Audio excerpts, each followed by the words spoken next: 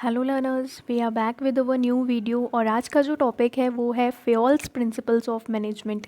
Please इस video के last तक आप बने रहिएगा। आई होप कि आपको ये थ्योरी बहुत अच्छे से क्लियर हो।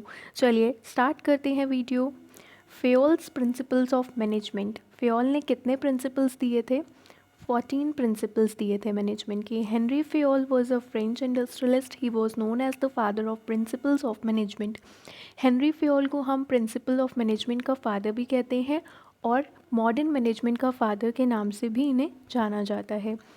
F.W. टेलर ने जहाँ पर साइंटिफिक थ्योरी में वर्क किया था, वहीं हेनरी फेयोल ने एडमिनिस्ट्रेटिव थॉट को सपोर्ट किया था। ही advocated administrative thought. He presented his theory in administration industrially and generally in French language in 1919।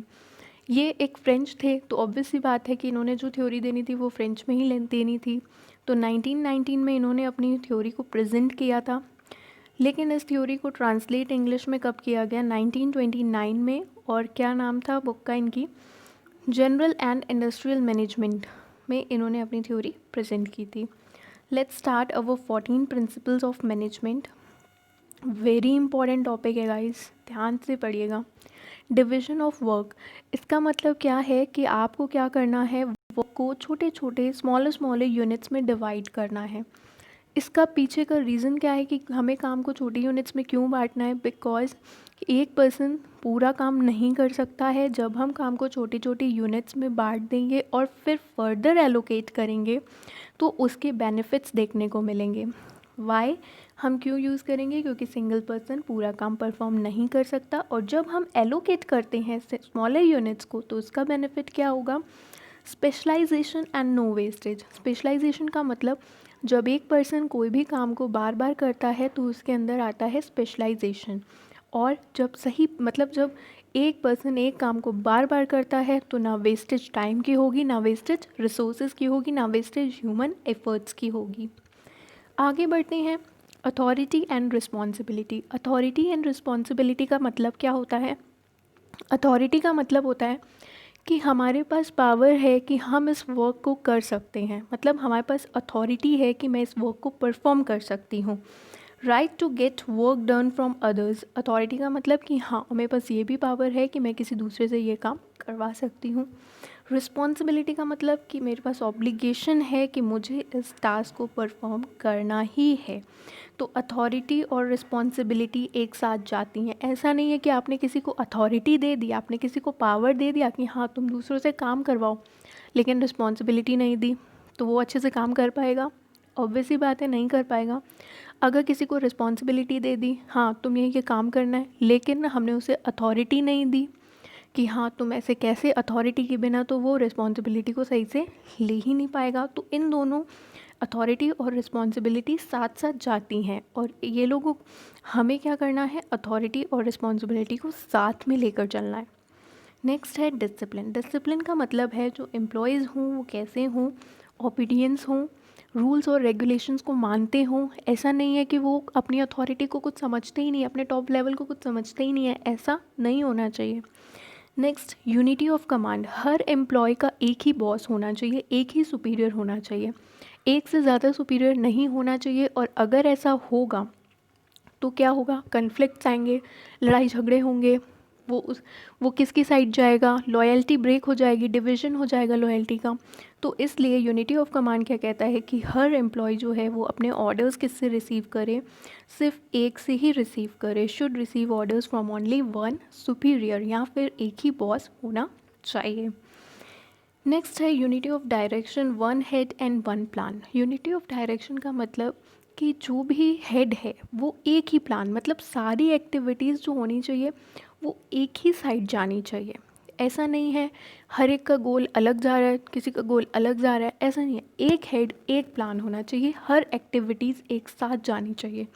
Unity of command जो वो पीपल के लिए है और यूनिटी ऑफ डायरेक्शन एक्टिविटीज़ को गाइड करने के लिए है। Subordination of individual interest to a general interest. मतलब इंडिविजुअल का जो इंटरेस्ट है वो नीचे होना चाहिए। किसके कंपैरिजन में? पूरे ऑर्गेनाइजेशन के कंपैरिजन में। ऐसा ना हो कि इंडिविजुअल अपना ही इंटरेस्ट देख रहा है और वो कंपनी का इंटरेस्ट सोच ही नहीं रहा है, तो ऐसे में तो नुकसान कंपनी का ही है। इंडिविजुअल का इंटरेस्ट हमेशा कहाँ पे होना चाहिए, बॉटम में होना चाहिए, और ऑर्गेनाइजेशन का इंटरेस्ट हमेशा टॉप पे रहना चाहिए। रेमनरेशन मतलब जो भी आप उन्हें रिवॉर्ड्स दे रहे हो, इंसेंटिव्स दे रहे हो, वो फेयर होने चाहिए और रीज़नेबल होने चाहिए। ऐसा नहीं कि आप किसी को बहुत ज़्यादा रिवॉर्ड्स दे रहे हो तो किसी को बहुत कम दे रहे हो। सेंट्रलाइजेशन मतलब कोई ऐसी, हेनरी फ्योल की डेफिनेशन मैं आपको बताती हूँ। सेंट्रलाइजेशन का मतलब ऐसी कोई भी चीज़ जिससे टॉप लेवल का रोल जो होता है वो बढ़ जाता है, वो सेंट्रलाइजेशन कहलाता है। और ऐसी कोई भी चीज़ जिससे कि लोअर वालों का रोल बढ़ जाता है तो वो डिसेंट्रलाइजेशन कहलाता है। सेंट्रलाइजेशन का मतलब कि हम अथॉरिटी जो है वो सबॉर्डिनेट्स के साथ बांटते नहीं हैं, बल्कि अपने पास ही रखते हैं। कौन? टॉप लेवल वाले। तो टॉप लेवल वाले क्या कहते हैं कि हम अपनी अथॉरिटी को अपने सबॉर्डिनेट्स के साथ शेयर नहीं करेंगे, जो भी डिसीजंस लेने हैं वो हम खुद रखें, खुद लेंगे, और पूरा कंट्रोल हमारे पास ही रहेगा। तो ये कहता है प्रिंसिपल कि सेंट्रलाइजेशन और डिसेंट्रलाइजेशन में एक प्रॉपर बैलेंस होना बहुत ज़रूरी है। स्केलर चेन क्या है? जो कमांड्स होती हैं वो टॉप से लोअर जानी चाहिए। ऐसा नहीं है कि टॉप से लोअर ही जानी चाहिए, ऐसा नहीं है कि लोअर से टॉप तक आ रही हैं कमांड्स, तो कभी ऐसा नहीं हो सकता। लेकिन हाँ, कभी कभी कम्युनिकेशन में आपको क्या करना पड़ता है, गैंग प्लैंक को फॉलो करना पड़ता है। गैंग प्लैंक का मतलब है कि ज़रूरी नहीं है कि आप एक हायरार्की फॉलो करो कम्युनिकेशन के लिए।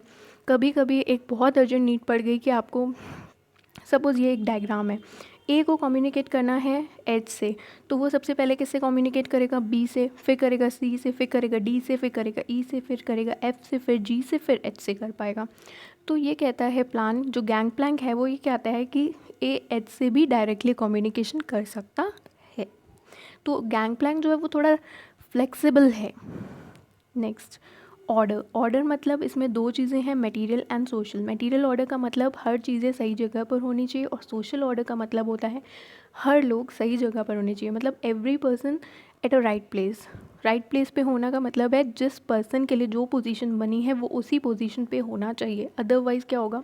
रिसोर्सेज वेस्ट जाएंगे, टाइम वेस्ट जाएगा। इक्विटी का मतलब फेयर ट्रीटमेंट होना चाहिए, इसे समझाने की ज़रूरत नहीं है। आगे बढ़ते हैं। Stability of tenure.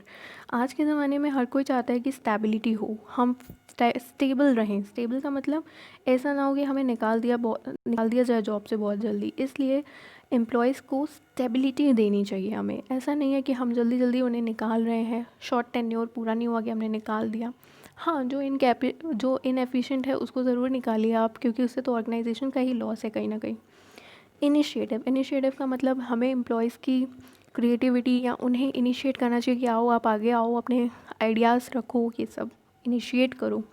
Spirit D corps unity of strength पे बेस्ड है। एस्पिरिट डी कॉर्प्स क्या कहता है? एस्पिरिट डी कॉर्प्स कहता है कि हमें टीम वर्क पे बहुत ज़्यादा फोकस देना चाहिए। हर कोई टीम वर्क करे, कोऑपरेशन करे, तभी ऑर्गेनाइजेशन सक्सेसफुल हो सकता है। तो आई होप गाइस आपको ये समझ आया होगा, और अगर वीडियो पसंद आए तो प्लीज़ लाइक, शेयर, कमेंट और चैनल को सब्सक्राइब करना मत भूलिएगा। Thank you.